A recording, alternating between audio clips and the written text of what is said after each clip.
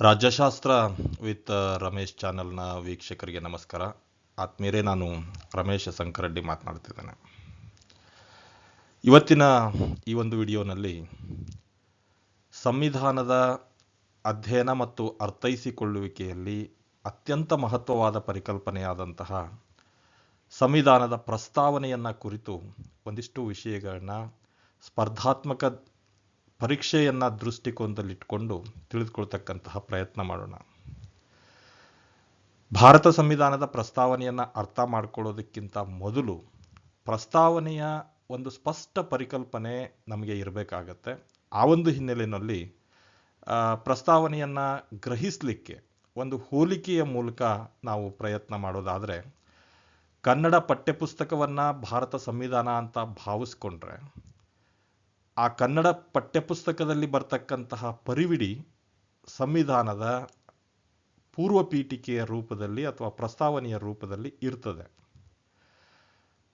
ಪಠ್ಯಪುಸ್ತಕದ ಅಂದರೆ ಕನ್ನಡ ಪಠ್ಯಪುಸ್ತಕವೊಂದರ ಪರಿವಿಡಿ ಇಡೀ ಕನ್ನಡ ಪಠ್ಯಪುಸ್ತಕದಲ್ಲಿ ಇರ್ತಕ್ಕಂತಹ ಅಂಶಗಳನ್ನು ಸಂಕ್ಷಿಪ್ತವಾಗಿ ಯಾವ ರೀತಿ ತಿಳಿಸುತ್ತೋ, ಉದಾಹರಣೆಗೆ ಪರಿವಿಡಿನಲ್ಲಿ ಆ ಪಠ್ಯಪುಸ್ತಕದಲ್ಲಿ ಎಷ್ಟು ಅಧ್ಯಾಯಗಳಿದ್ದಾವೆ, ಪದ್ಯಗಳೆಷ್ಟು, ಗದ್ಯಗಳೆಷ್ಟು, ನಾಟಕ ಎಷ್ಟು, ಆಮೇಲೆ ಯಾವ್ಯಾವ ಅಧ್ಯಾಯ ಯಾವ್ಯಾವ ಪುಟದಿಂದ ಪ್ರಾರಂಭ ಆಗತ್ತೆ, ಈ ಎಲ್ಲ ಸಮಗ್ರ ನೋಟವನ್ನು ಆ ಒಂದು ಪರಿವಿಡಿಯ ಪುಟ ನಮಗೆ ತಿಳಿಸೋ ಥರ ಒಂದು ದೇಶದ ಲಿಖಿತ ಸಂವಿಧಾನ ತಾನು ಒಳಗೊಂಡಂತಹ ಸಮಗ್ರ ನೋಟವನ್ನು ಸಂಕ್ಷಿಪ್ತವಾಗಿ ಪ್ರಸ್ತಾವನೆಯ ರೂಪದಲ್ಲಿ ಕೊಟ್ಟಿರುತ್ತೆ.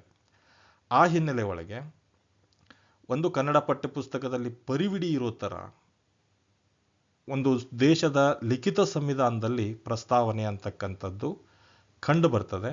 ಅಂತಹ ಒಂದು ಪ್ರಸ್ತಾವನೆ ಭಾರತವೂ ಕೂಡ ಲಿಖಿತ ಸಂವಿಧಾನವಾದದ್ರಿಂದ ಭಾರತ ಸಂವಿಧಾನದಲ್ಲೂ ಕೂಡ ಪ್ರಸ್ತಾವನೆ ಇದೆ. ಆ ಪ್ರಸ್ತಾವನೆಯನ್ನು ಕುರಿತಂತೆ ಸ್ಪರ್ಧಾತ್ಮಕ ಪರೀಕ್ಷೆಗಳಲ್ಲಿ ಅನೇಕ ಪ್ರಶ್ನೆಗಳನ್ನು ಕೇಳಲಾಗಿದ್ದಾರೆ.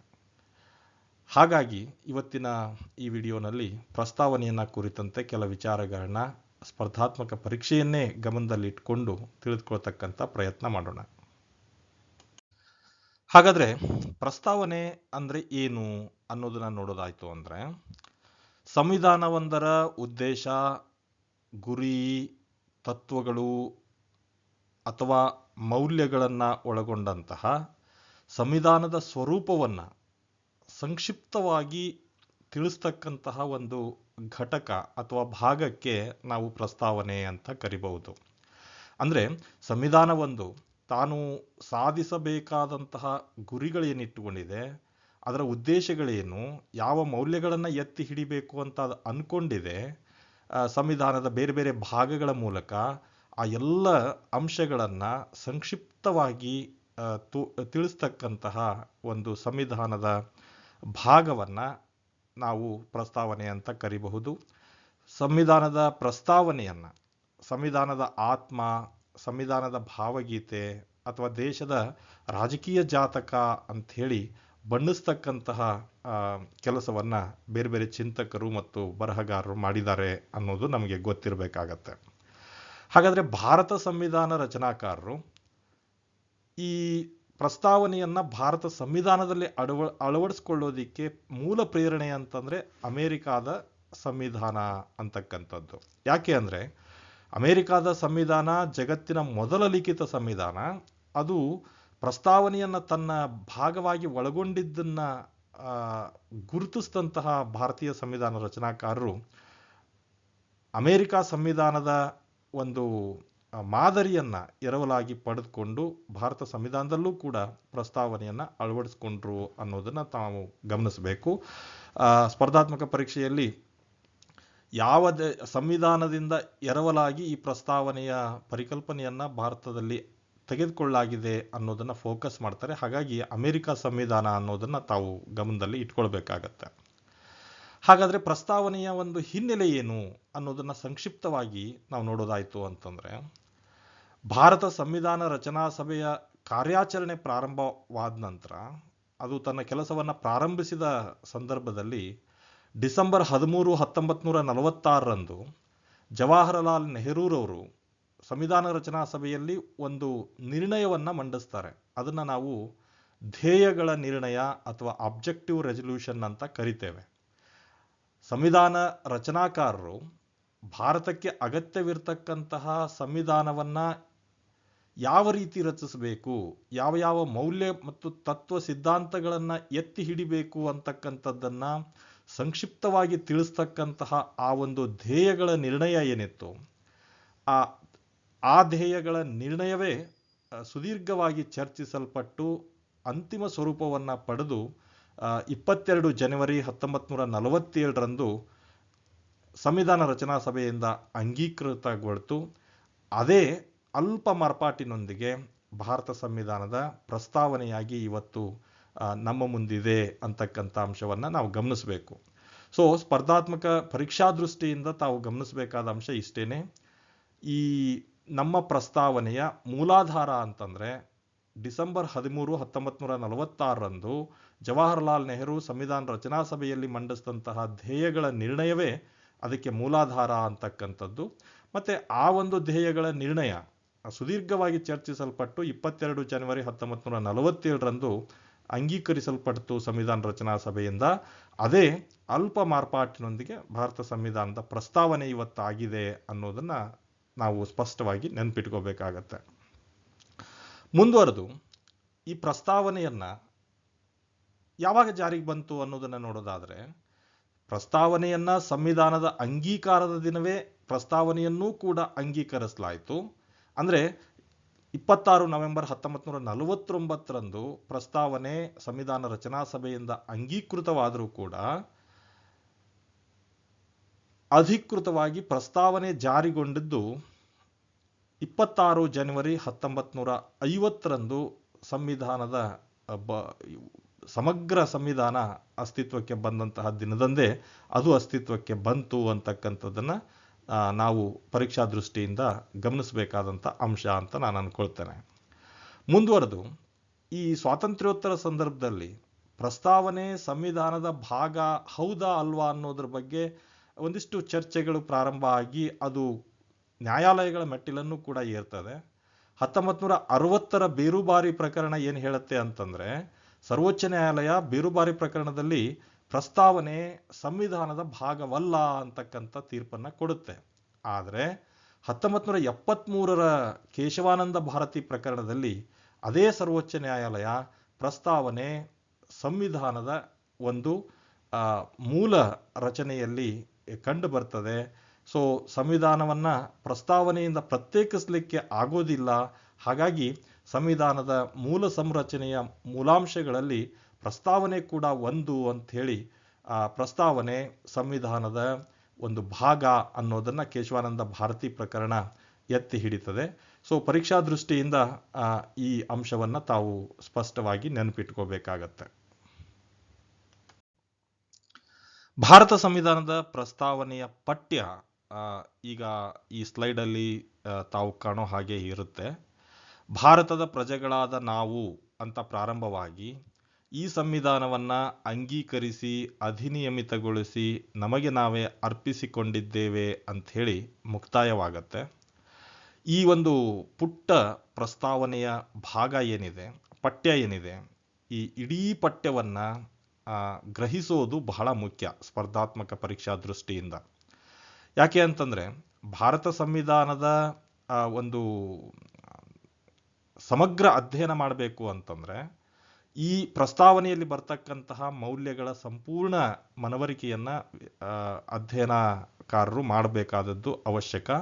ಅದರ ಜೊತೆಗೆ ಇಲ್ಲಿರ್ತಕ್ಕಂತಹ ಪರಿಕಲ್ಪನೆಗಳನ್ನೇ ಆಧಾರವಾಗಿಟ್ಟುಕೊಂಡು ಮಲ್ಟಿಪಲ್ ಚಾಯ್ಸ್ ಕ್ವಶನ್ ಮಾಡ್ತಕ್ಕಂಥ ಸಂದರ್ಭದಲ್ಲಿ ಯಾವ ಅಂಶ ಪ್ರಸ್ತಾವನೆಯಲ್ಲಿ ಯಾವ ಒಂದು ಪದ ಬಳಕೆ ಆಗಿಲ್ಲ ಅಂತಕ್ಕಂತಹ ಪ್ರಶ್ನೆನೂ ಕೂಡ ಕೇಳೋ ಸಾಧ್ಯತೆ ಇರುತ್ತೆ. ಹಾಗಾಗಿ ಭಾರತ ಸಂವಿಧಾನದ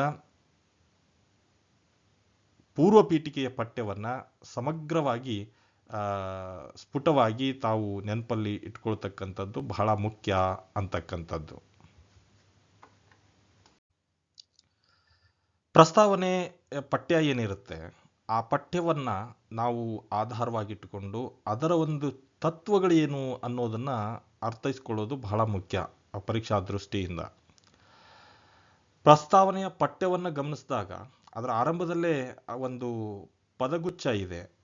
we the people of India, ಭಾರತದ ಪ್ರಜೆಗಳಾದ ನಾವು ಅನ್ನೋ ಈ ಪದಗುಚ್ಛ ಏನಿದೆ ಅದು ಜನತಾ ಪರಮಾಧಿಕಾರ, ಅಂದರೆ ಜನರೇ ಸರ್ವೋಚ್ಚ ಅಧಿಕಾರವನ್ನು ಹೊಂದಿದ್ದಾರೆ.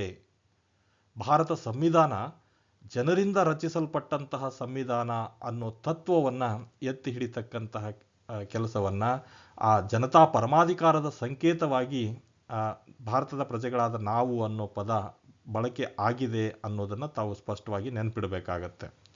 ಇದರೊಟ್ಟಿಗೆ ಭಾರತವನ್ನು ಸಾರ್ವಭೌಮ, ಸಮಾಜವಾದಿ, ಜಾತ್ಯತೀತ, ಪ್ರಜಾಸತ್ತಾತ್ಮಕ ಗಣರಾಜ್ಯವನ್ನಾಗಿ ರಚಿಸಲು ಅಂತಕ್ಕಂತಹ ಒಂದು ಪಠ್ಯವನ್ನು ನಾವು ಗುರುತಿಸ್ಬೋದು ಪ್ರಸ್ತಾವನೆಯಲ್ಲಿ.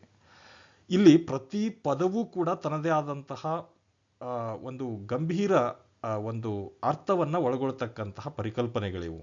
ಹಾಗಾಗಿ ಸಾರ್ವಭೌಮ ಅಂತಂದರೆ ಭಾರತ ಆಂತರಿಕವಾಗಿ ಮತ್ತು ಬಾಹ್ಯವಾಗಿ ಯಾವ ಹೊರಗಿನ ನಿಯಂತ್ರಣಕ್ಕೆ ಒಳಗಾಗದೇನೆ ಸ್ವತಂತ್ರ ತೀರ್ಮಾನವನ್ನು ತೆಗೆದುಕೊಳ್ತಕ್ಕಂತಹ ಸರ್ವತಂತ್ರ ಸ್ವಾತಂತ್ರ್ಯವನ್ನು ಹೊಂದಿದೆ ಅಂತಕ್ಕಂಥದ್ದನ್ನು ಸಾರ್ವಭೌಮ, ಭಾರತ ಒಂದು ಸಾರ್ವಭೌಮ ರಾಜ್ಯ ಅಂತಕ್ಕಂಥದ್ದನ್ನು ಸ್ಪಷ್ಟಪಡಿಸುತ್ತೆ. ಅದರ ಜೊತೆಗೆ ಸಮಾಜವಾದಿ ಅಂತಕ್ಕಂಥದ್ದು ಭಾರತೀಯ ಸಮಾಜದಲ್ಲಿ ಇರ್ತಕ್ಕಂತಹ ಎಲ್ಲರಿಗೂ ಕೂಡ ಸಮಾನ ಒಂದು ಸ್ಥಾನಮಾನ, ಅವಕಾಶಗಳು ನೀಡಲ್ಪಟ್ಟು ಸಮಾಜವಾದಿ ತತ್ವವನ್ನು ಎತ್ತಿ ಹಿಡಿತದೆ ಅಂತಕ್ಕಂಥದ್ದನ್ನು ಅದು ಸೂಚಿಸುತ್ತೆ.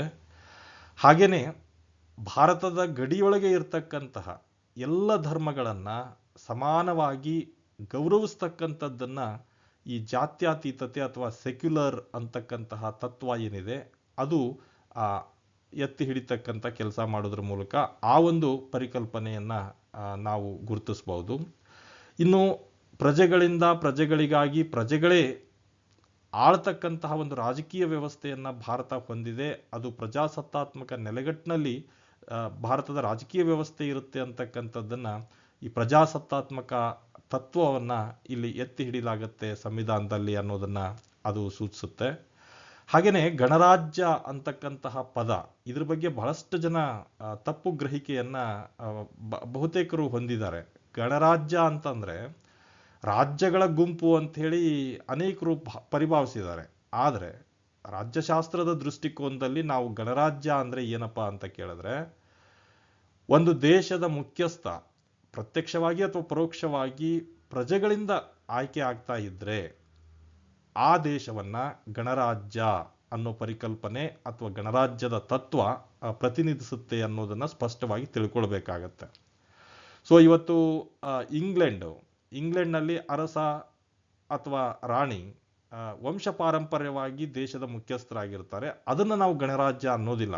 ಯಾಕೆಂದರೆ ಅದು ವಂಶ ಪಾರಂಪರ್ಯಾನುಗತವಾಗಿ ಅವರು ಅಧಿಕಾರವನ್ನು ಪಡೆದಿರ್ತಾರೆ. ಆದರೆ ಭಾರತದಂತಹ ದೇಶದಲ್ಲಿ ರಾಷ್ಟ್ರಪತಿ ದೇಶದ ಪ್ರಥಮ ಪ್ರಜೆ, ಆತ ಪರೋಕ್ಷವಾಗಿ ಜನರಿಂದ ಆಯ್ಕೆ ಆಗೋದ್ರಿಂದಾಗಿ ಭಾರತವನ್ನು ನಾವು ಗಣರಾಜ್ಯ ಅಂತ ಕರಿತೇವೆ ಅಂತಕ್ಕಂಥ ಒಂದು ಪರಿಕಲ್ಪನೆ ಸ್ಪಷ್ಟವಾಗಿ ತಮಗೆ ಗೊತ್ತಿರಬೇಕಾಗತ್ತೆ. ಮುಂದುವರೆದು ಇದೇ ಪ್ರಸ್ತಾವನೆಯ ಮುಂದಿನ ಪಠ್ಯದಲ್ಲಿ ಏನು ಹೇಳ್ತದೆ ಅಂತಂದರೆ, ಸ್ವಾತಂತ್ರ್ಯ ಅನ್ನೋ ಒಂದು ಪದ ಪ್ರಯೋಗ ಆಗಿರ್ತದೆ. ಆ ಮೌಲ್ಯವನ್ನು ನಾವು ಗುರುತಿಸ್ಬೋದು. ಸ್ವಾತಂತ್ರ್ಯ ಅನ್ನೋ ಮೌಲ್ಯ ವ್ಯಕ್ತಿಯ ಚಿಂತನ, ಅಭಿವ್ಯಕ್ತಿ, ನಂಬಿಕೆ ಮತ್ತು ಧರ್ಮಶ್ರದ್ಧೆಯಂತಹ ಒಂದು ನಿರ್ಬಂಧರಹಿತ ವಾತಾವರಣವನ್ನು ಪ್ರತಿನಿಧಿಸ್ತಕ್ಕಂಥ ಕೆಲಸವನ್ನು ಸ್ವಾತಂತ್ರ್ಯ ಅನ್ನೋ ಪರಿಕಲ್ಪನೆ ಅಥವಾ ಮೌಲ್ಯ ಪ್ರಸ್ತಾವನೆಯಲ್ಲಿ ಏನು ಪ್ರಯೋಗಿಸಲ್ಪಟ್ಟಿದೆ ಅದು ಪ್ರತಿನಿಧಿಸುತ್ತೆ ಅನ್ನೋದನ್ನು ನಾವು ಸ್ಪಷ್ಟವಾಗಿ ನೆನಪಿಟ್ಟುಕೊಳ್ಬೇಕಾಗತ್ತೆ. ಹಾಗೆಯೇ ಪ್ರಸ್ತಾವನೆಯಲ್ಲಿ ಈ ನ್ಯಾಯ ಅನ್ನೋ ಒಂದು ಪರಿಕಲ್ಪನೆಯನ್ನು ನಾವು ಗುರುತಿಸ್ಬೋದು. ನ್ಯಾಯ ಅನ್ನೋ ಮೌಲ್ಯ ಏನು ಪ್ರಯೋಗಿಸಲ್ಪಟ್ಟಿದೆ ಅದು ಸಾಮಾಜಿಕ, ಆರ್ಥಿಕ ಮತ್ತು ರಾಜಕೀಯ ನ್ಯಾಯದ ಭರವಸೆಯನ್ನು ಪ್ರಜೆಗಳಿಗೆ ಒದಗಿಸ್ತಕ್ಕಂಥ ಕೆಲಸವನ್ನು ಈ ಸಂವಿಧಾನ ಮಾಡುತ್ತೆ. ಅದರ ಒಂದು ವಿವಿಧ ಅಂದರೆ ಸಾಮಾಜಿಕ, ಆರ್ಥಿಕ ಮತ್ತು ರಾಜಕೀಯ ನ್ಯಾಯವನ್ನು ಪ್ರಜೆಗಳಿಗೆ ಕಲ್ಪಿಸುವ ಉದ್ದೇಶವನ್ನು ಭಾರತ ಸಂವಿಧಾನ ಹೊಂದಿದೆ ಅನ್ನೋದನ್ನು ಪ್ರತಿನಿಧಿಸಲಿಕ್ಕೋಸ್ಕರ ಈ ನ್ಯಾಯ ಅನ್ನೋ ಮೌಲ್ಯ ಪ್ರಯೋಗಿಸಲ್ಪಟ್ಟಿದೆ ಅನ್ನೋದನ್ನು ನಾವು ಗಮನಿಸಬೇಕಾಗತ್ತೆ. ಹಾಗೆಯೇ ಭಾರತ ಸಂವಿಧಾನದ ಪ್ರಸ್ತಾವನೆಯ ಪಠ್ಯದಲ್ಲಿ ಏನು ಪದ ಪ್ರಯೋಗಗಳಾಗಿದ್ದಾವೆ, ಮೌಲ್ಯಗಳನ್ನು ಮೆನ್ಷನ್ ಮಾಡಲಾಗಿದೆ. ಸ್ವಾತಂತ್ರ್ಯ, ಸಮಾನತೆ, ಸಹೋದರತೆ ಮತ್ತು ನ್ಯಾಯ ಅನ್ನೋ ಈ ಮೌಲ್ಯಗಳು ವಿಶೇಷವಾಗಿ ಫ್ರೆಂಚ್ ಕ್ರಾಂತಿಯ ಒಂದು ಪ್ರಭಾವದಿಂದ ಸಂವಿಧಾನ ರಚನಾಕಾರರು ಫ್ರೆಂಚ್ ಕ್ರಾಂತಿಯ ಘೋಷಣೆಯಿಂದ ಪ್ರಭಾವಿತರಾಗಿ ಆ ಒಂದು ಮೌಲ್ಯಗಳನ್ನು ಅಳವಡಿಸ್ಕೊಂಡಿದ್ದಾರೆ ಅಂತಕ್ಕಂಥ ಅಂಶವನ್ನು ನಾವು ಗ್ರಹಿಸಬೇಕಾಗತ್ತೆ. ಒಟ್ಟಿನಲ್ಲಿ ಭಾರತ ಸಂವಿಧಾನದ ಪ್ರಸ್ತಾವನೆ ನೋಡಲಿಕ್ಕೆ ಪುಟ್ಟದಾದಂತಹ ಪಠ್ಯವಾದರೂ ಕೂಡ ಅದರಲ್ಲಿ 16 ಮೌಲ್ಯಗಳು, ಸಂವಿಧಾನದ ಉದ್ದೇಶಗಳು, ಸಂವಿಧಾನದ ಗುರಿಗಳು, ಇಡೀ ಸಂವಿಧಾನದ ಒಂದು ಸ್ವರೂಪವನ್ನು ಸಂಕ್ಷಿಪ್ತವಾಗಿ ನಾವು ಗುರುತಿಸಬಹುದು. ಆ ನಿಟ್ಟಿನಲ್ಲಿ ಈ ಸಾರ್ವಭೌಮ, ಸಮಾಜವಾದಿ, ಜಾತ್ಯತೀತ, ಗಣರಾಜ್ಯ, ಪ್ರಜಾಸತ್ತಾತ್ಮಕತೆ, ಸ್ವಾತಂತ್ರ್ಯ, ಸಮಾನತೆ, ನ್ಯಾಯ, ಸಹೋದರತೆ ಈ ಎಲ್ಲ ಮೌಲ್ಯಗಳು ಭಾರತ ಸಂವಿಧಾನದ ಒಂದು ಆಧಾರಗಳು ಅಂತಕ್ಕಂಥ ಅಂಶವನ್ನು ನಾವು ಅರ್ಥೈಸ್ಕೊಳ್ಬೇಕಾಗತ್ತೆ. ಅನೇಕ ಬಾರಿ ಈ ಪ್ರಸ್ತಾವನೆಯನ್ನು ತಿದ್ದುಪಡಿಗೊಳಿಸಬಹುದೇ ಅಂತಕ್ಕಂಥದ್ರ ಬಗ್ಗೆ ಸ್ಪರ್ಧಾತ್ಮಕ ಪರೀಕ್ಷೆಗಳಲ್ಲಿ ಫೋಕಸ್ ಮಾಡಲಾಗಿದೆ.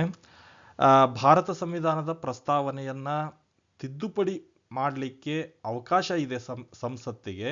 ಆದರೆ ಪ್ರಸ್ತಾವನೆಯ ಮೂಲ ಆಶಯಗಳನ್ನು ಧಕ್ಕೆಗೊಳಿಸದಂತೆ ತಿದ್ದುಪಡಿಗೊಳಿಸಬಹುದು ಅಂತಕ್ಕಂಥ ಅಂಶವನ್ನು ಕೇಶವಾನಂದ ಭಾರತಿ ಪ್ರಕರಣ ಸ್ಪಷ್ಟಪಡಿಸುತ್ತೆ. ಭಾರತ ಸಂವಿಧಾನದ 368ನೇ ವಿಧಿಯಡಿಯಲ್ಲಿ ಸಂವಿಧಾನವನ್ನು ತಿದ್ದುಪಡಿ ಮಾಡತಕ್ಕಂತಹ ವಿಧಾನದಲ್ಲಿ ಪ್ರಸ್ತಾವನೆಯನ್ನು ಕೂಡ ತಿದ್ದುಪಡಿ ಮಾಡಬಹುದು.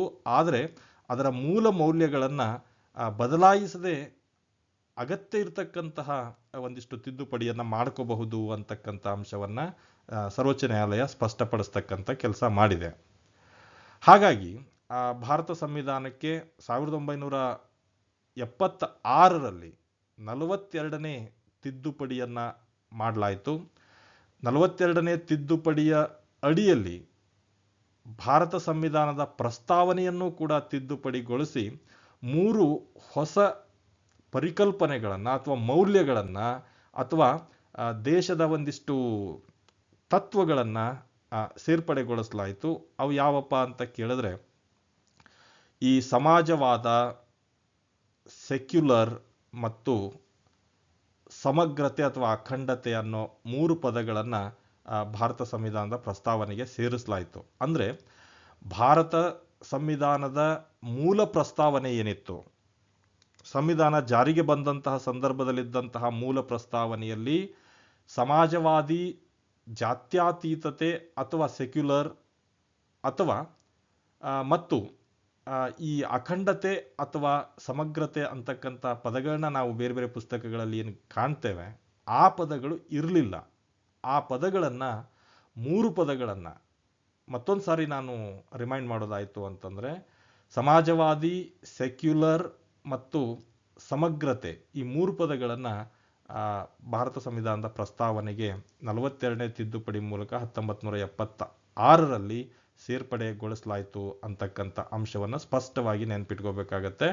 ಆ ಮೂಲಕ ನಾವು ಗಮನಿಸಬೇಕಾದ ಅಂಶ ಏನಪ್ಪ ಅಂತಂದರೆ, ಸ್ವಾತಂತ್ರ್ಯ ಬಂದು ಇವತ್ತಿಗೆ 75 ವರ್ಷಗಳ ಕಳೆದರೂ ಕೂಡ ಈವರೆಗೆ 106 ತಿದ್ದುಪಡಿಗಳು ಭಾರತ ಸಂವಿಧಾನಕ್ಕೆ ಆಗಿದ್ರೂ ಸಹಿತ ಪ್ರಸ್ತಾವನೆ ಕೇವಲ ಒಂದೇ ಒಂದು ಬಾರಿ 1976ರಲ್ಲಿ ಆಗಿದೆ.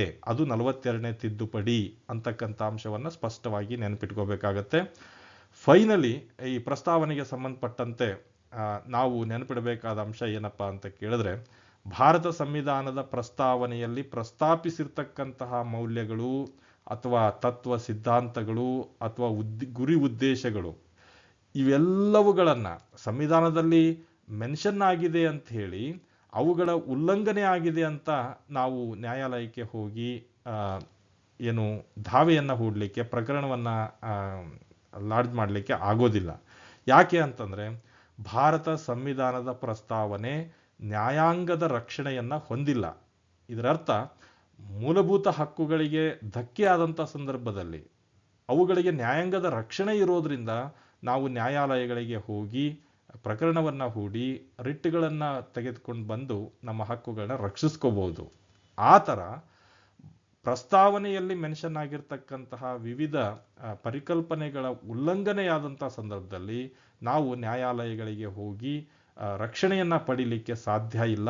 ಯಾಕೆ ಅಂದರೆ ಪ್ರಸ್ತಾವನೆಯಲ್ಲಿರ್ತಕ್ಕಂಥ ಯಾವುದೇ ಅಂಶಗಳು ನ್ಯಾಯಾಂಗದಿಂದ ರಕ್ಷಣೆಯನ್ನು ಪಡೆದಿಲ್ಲ ಅಂತಕ್ಕಂಥ ಅಂಶವನ್ನು ಸ್ಪಷ್ಟವಾಗಿ ನೆನಪಿಟ್ಕೋಬೇಕಾಗತ್ತೆ. ಸ್ನೇಹಿತರೆ, ಈ ಪ್ರಸ್ತಾವನೆಯ ಮೇಲೆ ಈವರೆಗಿನ ಅನೇಕ ಸ್ಪರ್ಧಾತ್ಮಕ ಪರೀಕ್ಷೆಗಳಲ್ಲಿ ಸಾಕಷ್ಟು ಪ್ರಶ್ನೆಗಳನ್ನು ಕೇಳಲಾಗಿದೆ. ಆ ಪ್ರಶ್ನೆಗಳಿಗೆ ಸಂಬಂಧಪಟ್ಟಂತೆ ಒಂದಿಷ್ಟು ಪ್ರಶ್ನೆಗಳನ್ನು ಈ ಮುಂದಿನ ಸ್ಲೈಡ್ಗಳಲ್ಲಿ ತಾವು ಗುರುತಿಸಬಹುದು. ಪ್ರಸ್ತಾವನೆಗೆ ಸಂಬಂಧಪಟ್ಟಂಥ ಅದರ ತಾತ್ವಿಕತೆ ಇರಬಹುದು, ಅದರ ಒಂದು ಹಿನ್ನೆಲೆ ಇರಬಹುದು, ಆ ಪ್ರಸ್ತಾವನೆಯ ಪಠ್ಯದ ಒಂದು ವಿಶೇಷತೆ ಏನು, ಇಂತಹ ಸಮಗ್ರ ವಿಚಾರವನ್ನು ತಿಳಿದುಕೊಳ್ಬೇಕು ಅಂತಂದರೆ ಭಾರತದ ಸಂವಿಧಾನವನ್ನು ಕುರಿತಂತಹ ಬೇರೆ ಬೇರೆ ಪುಸ್ತಕಗಳು ತಾವು ಅಧ್ಯಯನ ಮಾಡಬಹುದು. ವಿಶೇಷವಾಗಿ ಇತ್ತೀಚೆಗೆ ನಾನು ಪ್ರಕಟಿಸಿರ್ತಕ್ಕಂತಹ ಭಾರತದ ಸಂವಿಧಾನ ಮತ್ತು ರಾಜಕೀಯ ಪ್ರಕ್ರಿಯೆ ಅಂತಕ್ಕಂಥ ಒಂದು ಒಂದು ಸ್ಪರ್ಧಾತ್ಮಕ ಪರೀಕ್ಷೆಯ ಪುಸ್ತಕದಲ್ಲೂ ಕೂಡ ಇದರ ಬಗ್ಗೆ ಸಮಗ್ರವಾದ ಮಾಹಿತಿಯನ್ನು ನೀಡ್ತಕ್ಕಂಥ ಪ್ರಯತ್ನ ಆಗಿದೆ. ಸೊ ಈ ಮುಂದಿನ ಪ್ರಸ್ತಾವನೆಗೆ ಸಂಬಂಧಪಟ್ಟಂತಹ ಒಂದಿಷ್ಟು ಪ್ರಶ್ನೆಗಳನ್ನು ತಾವು ಗ್ರಹಿಸಿಕೊಂಡ್ರೆ ತಮ್ಮ ಸ್ಪರ್ಧಾತ್ಮಕ ಪರೀಕ್ಷಾ ಸಿದ್ಧತೆಗೆ ಅದು ಸಹಾಯವಾಗತ್ತೆ ಅಂತಕ್ಕಂಥದ್ದನ್ನು ಹೇಳ್ತಾ, ಬೇರೆ ಬೇರೆ ಮಾದರಿಯ ಪ್ರಶ್ನೆಗಳನ್ನು ಯಾವ ರೀತಿ ಕೇಳಬಹುದು ಪ್ರಸ್ತಾವನೆಯ ಆಧಾರದಲ್ಲಿ ಅಂತಕ್ಕಂಥದ್ದನ್ನು ಮುಂದಿನ ಸ್ಲೈಡ್ಗಳು ನಿಮಗೆ ತಿಳಿಸ್ತವೆ. ಅದನ್ನು ತಾವು ಗ್ರಹಿಸ್ಕೊಳ್ಳಿ ಅಂತಕ್ಕಂಥದ್ದನ್ನು ಹೇಳ್ತಾ ಈ ಒಂದು ವಿಡಿಯೋವನ್ನು ನಾನು ಮುಗಿಸ್ತೇನೆ. ಧನ್ಯವಾದ.